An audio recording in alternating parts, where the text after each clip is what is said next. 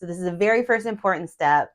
A lot of what drives us as far as unconscious thoughts, beliefs, patterns, it's below our awareness. But there are things that are in our awareness that can help us connect some dots. So we're going to start with the ego today. The first thing I want to say is that the ego is not either good or bad. It's actually a protective mechanism, and it is a way for us to conceptualize ourselves and create an image or a persona that we put out into the world. So it's basically attempting to create an identity for ourselves. And like I said, this is all being pulled from subconscious patterns, beliefs, thoughts, feelings we have. And so a lot of it we don't know that we're doing. Sometimes we are aware that we're doing it. But the thing we have to remember about the ego is it is constantly filtering our thoughts and stories to align with the self-image or the persona that it has created.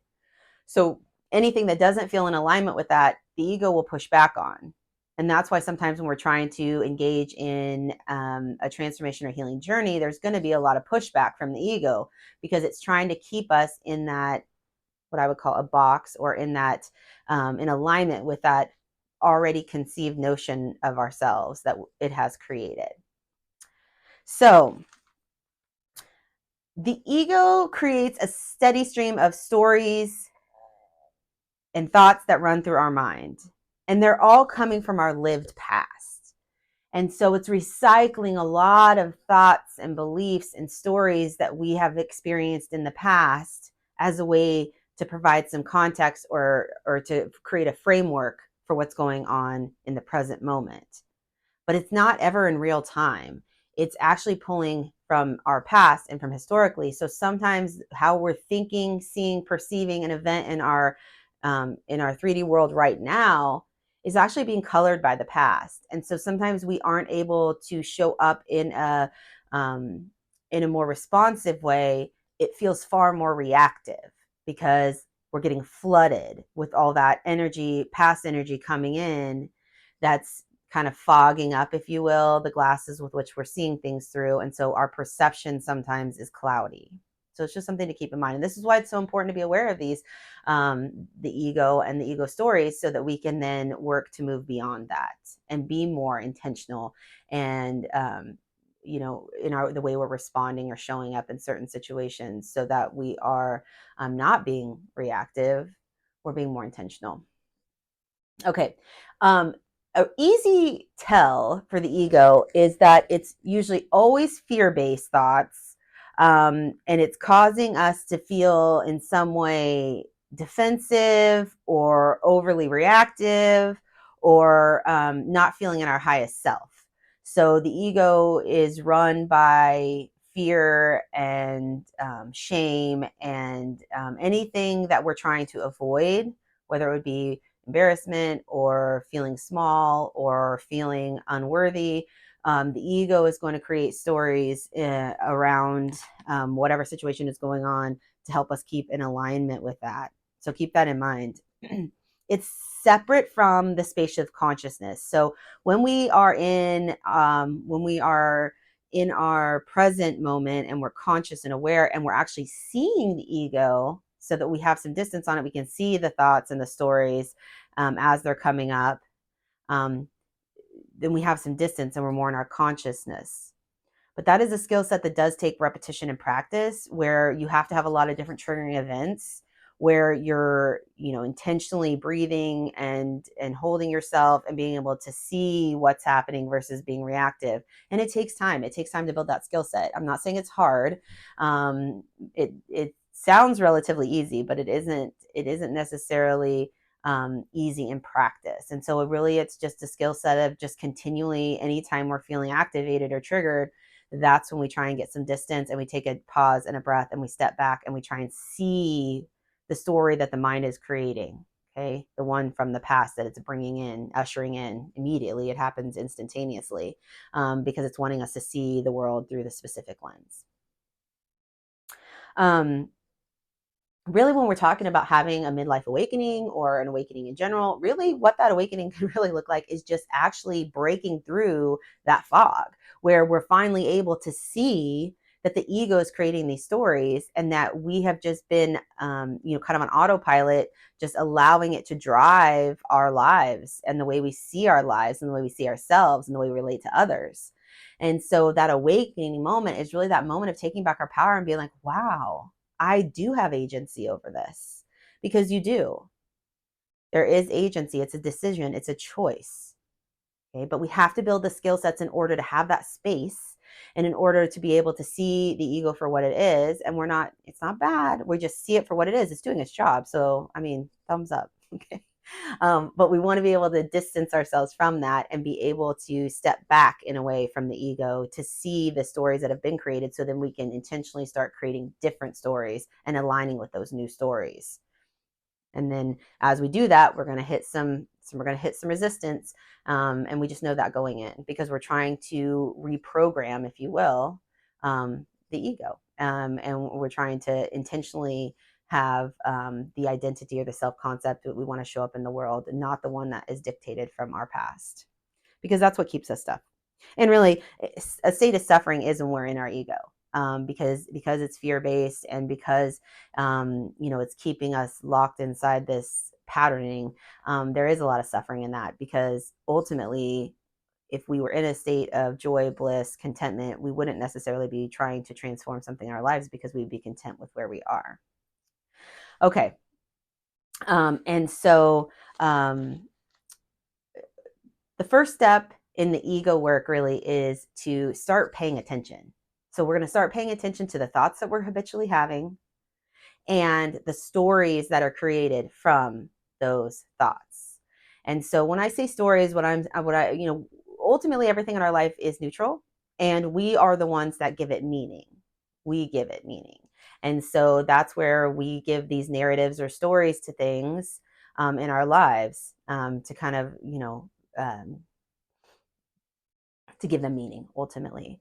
And if we're somebody who's experienced a lot of hardship or trauma or undesirable events or conditions in our lives, a lot of times the stories that we're assigning to neutral things in the present are not serving us. They're actually disempowered stories.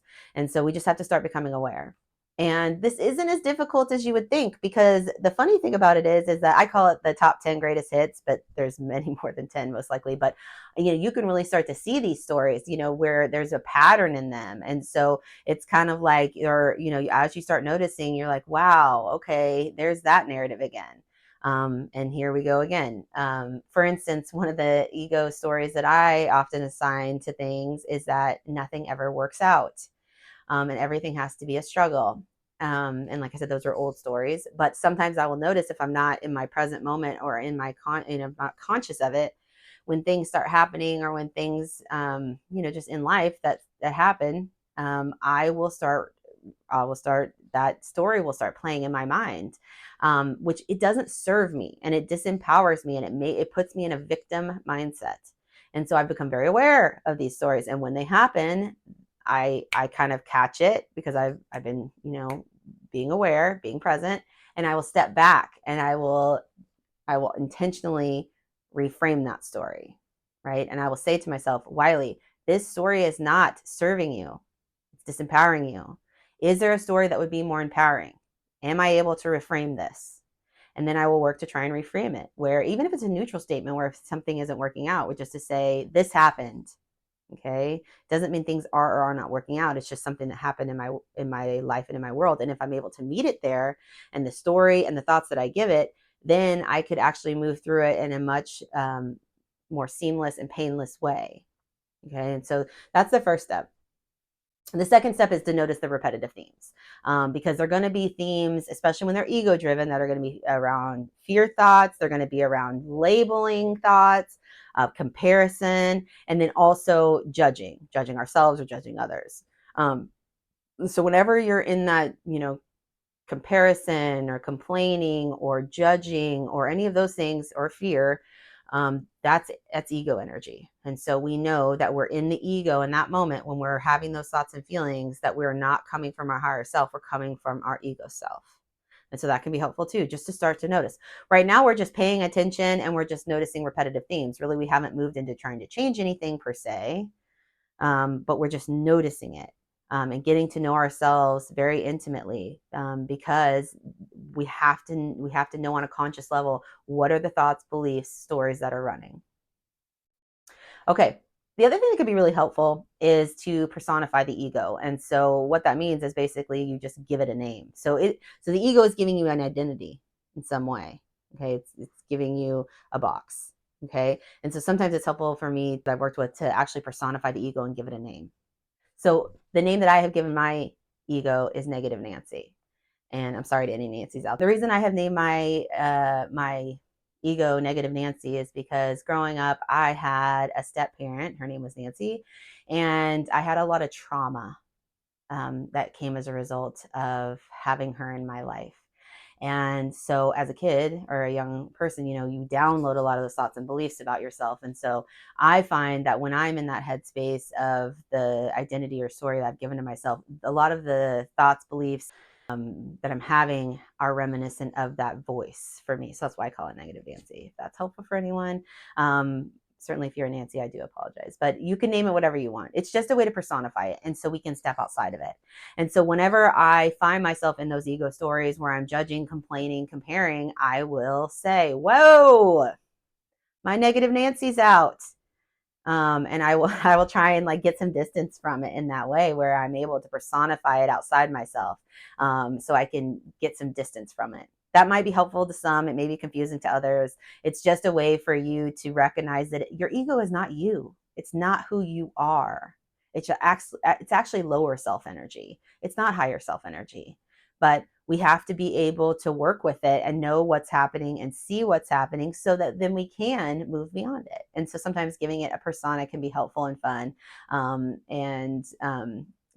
I've done different exercises even where I will draw out, when I'm on my Negative Nancy side, what does my energy look like? And then when I'm in my higher self, whole heart Wiley self, which that's where that name came from, what does it look like? So if that's helpful, give that one a go.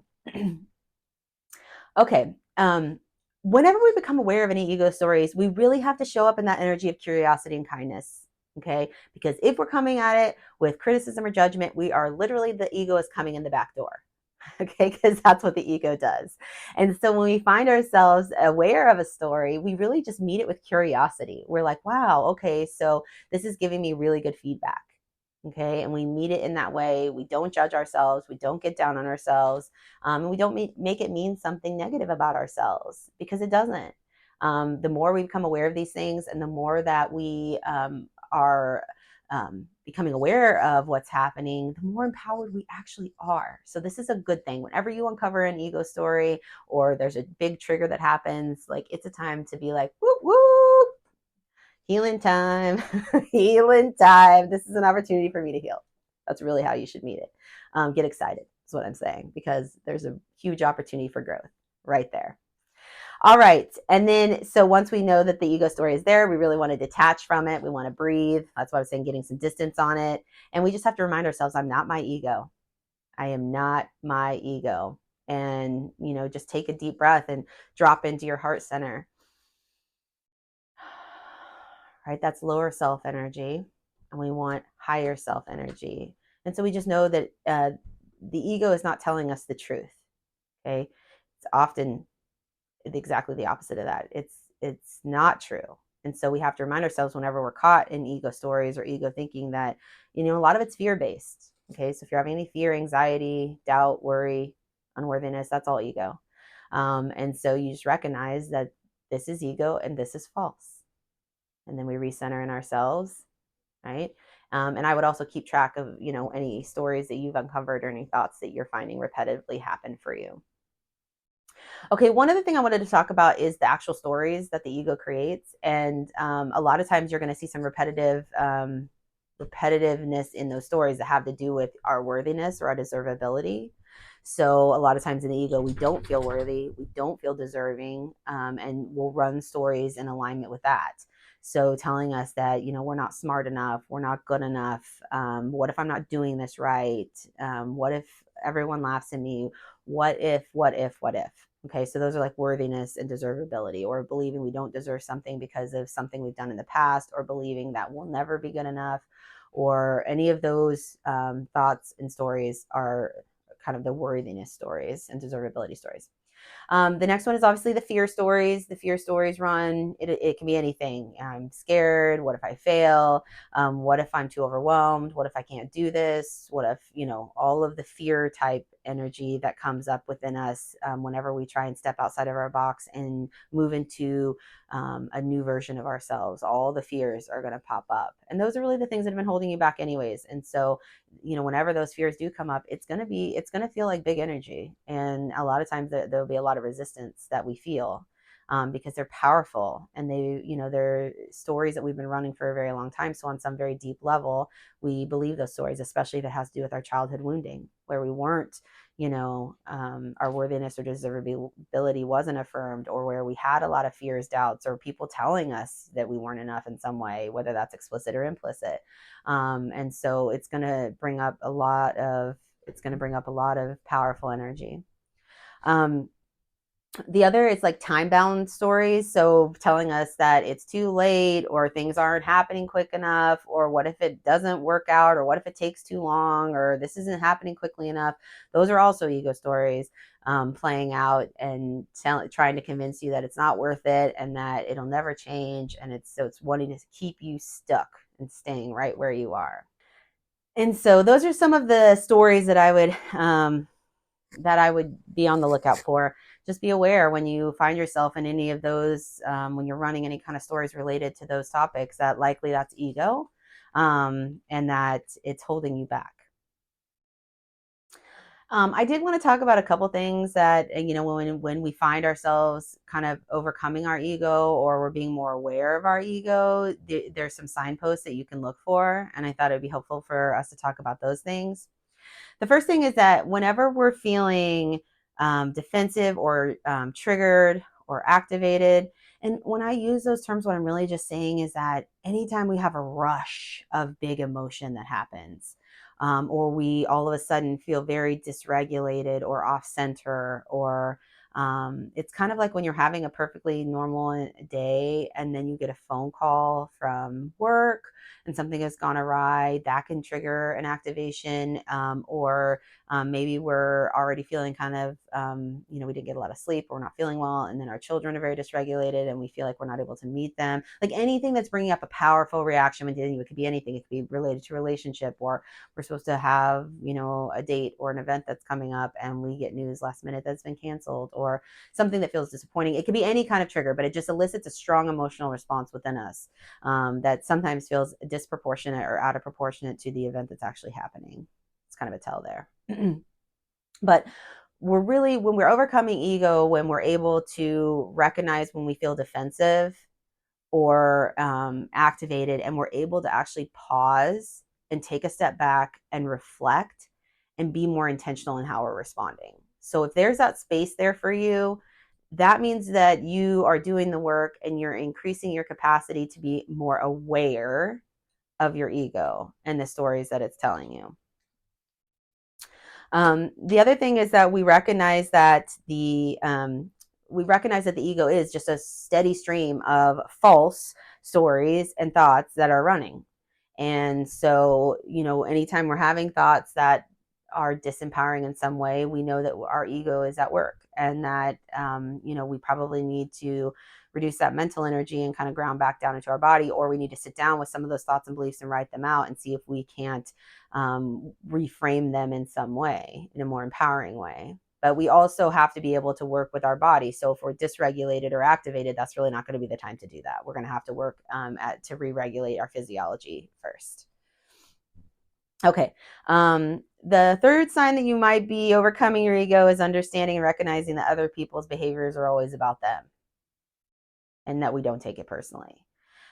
Because really it is, people project their trauma. And so we just don't take it personally. When somebody has a big reaction to a boundary you set, or to saying no to something, or to having a difficult conversation, or whatever it might be, Or sometimes it's not even that, it's just regular conversation, and something that you say offhandedly or in a certain way can trigger somebody else. Okay, so just remember that, people are always projecting their trauma, especially if they haven't done a lot of their own work, even if they have. And so we just can't take it personally. It's not our responsibility to manage other people's triggers and activations. I mean, we do have to keep our side of the string cleaned up, and we want to be acting in integrity and trying to be mindful, but we also have to understand that, no matter what we do, there are going to be people who like us. There are going to be people who don't like us. There are going to be people that we're just naturally triggering to because we are reminiscent of something from their past that they have unresolved. And we just don't take it on. Now, that is a skill set all on its own, especially if you find yourself to be somebody who identifies as an empath or as a highly sensitive person. Often it's very difficult to feel like others are angry with us or upset with us, or we feel criticized, or um, we feel like we have upset somebody in some way. And so it's a practice. It's really a practice of being able to be in your own energy, in your own frame, and not leak your power by trying to, adapt ourselves so that, we're not. I mean, really, if you're not polarizing in one way or the other, then, you are in people pleasing energy, because, if we're in authenticity and if we're in our integrity with self, naturally that it's going to be polarizing, that there's going to be some people who are very drawn to that energy, and there's going to be some people who are not drawn to that energy.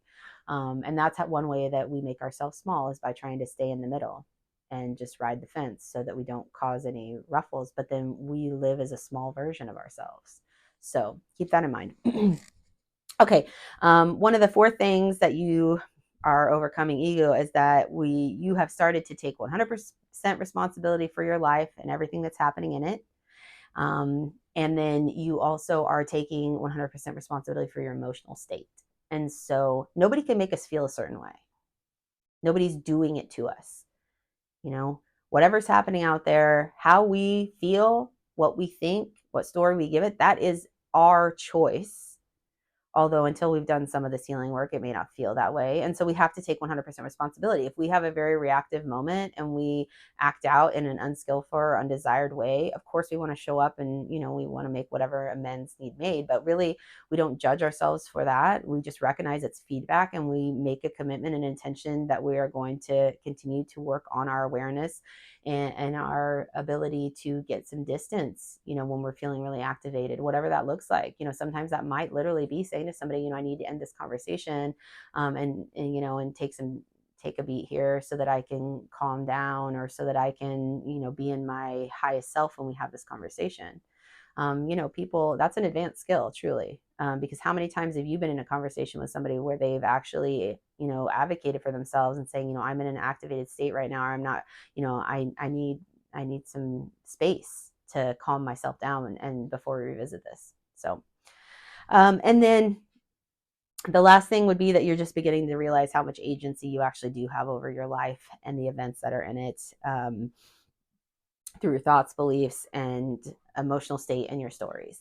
I am learning through my own work and through this healing journey is that it's not only, body-based regulation, although nervous system regulation is a very important part of this, working on those skill sets, but it's also connected to our mind and to the thoughts and beliefs and stories that we are thinking and running at any given time. And a lot of it is out of our awareness. And so we have to work to bring it into our awareness, and then to work to cultivate an empowering story. That's the most important work you'll do, is to connect back into your body, and then also to work with the mental energy in order to really transform your life. So that's the work that we're going to be doing here. And so this is the first step, is just looking at ego work and seeing some of these things so that we understand kind of how that's operating in our lives, and why that sabotaging behavior or that resistant behavior, or when we feel resistance, why that's coming up. It's because ultimately we're trying to create a new identity for ourselves. And when we're trying to step outside the old identity, the ego is going to try and prevent that from happening. And so it's going to run a lot of mental energy from those old stories and try and convince us that and like we're not worthy, there's not enough time, we can't do it, well, all of those stories are going to kick up for us. And so, like I said, there's amazing feedback in that if we're willing to be in that discomfort and allow it to be what it is. Okay, and so as a last thing, I just want to say is that in one of my first videos, I really talked about how the true skill set is getting comfortable with discomfort, and the more and more I revisit, some of these ideas as I'm working through them again with myself, the more I am understanding that that is truly the skill set, is to be discomfortable, is to get comfortable with discomfort. And that's one of the hardest things, because really the ego is trying to prevent you from discomfort. And so that's why it's creating this persona in the story to keep you, quote unquote, in, what it perceives to be safe. And so, I'm really focusing on, and I would encourage you to do this too, like anything that makes you feel uncomfortable, or anything you find yourself shying away from, or anything that kicks up a lot of fear thoughts for you. There's likely there's likely growth that needs to happen there, where we need to become more comfortable with discomfort. Now, I do want to say one caveat to this is that if you're in a highly dysregulated state already and you have a lot of trauma, I really would encourage you working with a provider to try and get some baseline skill sets in place of regulation. I don't think that this would be a good kickoff point necessarily for somebody who is just beginning a journey into their trauma, or into, if you're in a highly, highly dysregulated state. And you're going to know that because, when we're in a dysregulated state, there's a sense, it's a fight or flight and freeze reflex. And so there's going to be a lot of urgency. You're going to feel a lot of urgency. You're going to feel like, things are kind of spiraling, or things are really big in your life, or you're going to feel very overwhelmed, and you're going to feel like you don't even know where to start. You're going to feel like, I'm not telling you how you're going to feel, but I mean, these are indicators, and that level of dysregulation and trauma is a really big red flag that there is, that we need to bring ourselves back into alignment, and we need to reconnect with our bodies, and we need to start looking at some of these, thoughts and belief patterns and narratives that are driving that sense of feeling unsafe in our body, in the world, with others, however that looks. And I think now this is more relevant than ever, because of the world events that are taking place. There's creating a lot of dysregulation for people where they don't feel safe in some way, whether that's physical safety or emotional safety or just psychological safety. And so this is a really good moment. This is a moment to really step back and to take a look at things and your beliefs, because ultimately what we think and what we believe and how embodied we are, that's creating our reality. And so the more we can start to look at these things and be intentional in our awareness as we move through this healing journey. So sit down, start taking notes, start journaling it out, start becoming more aware. And let me know what you find. All right. Take care.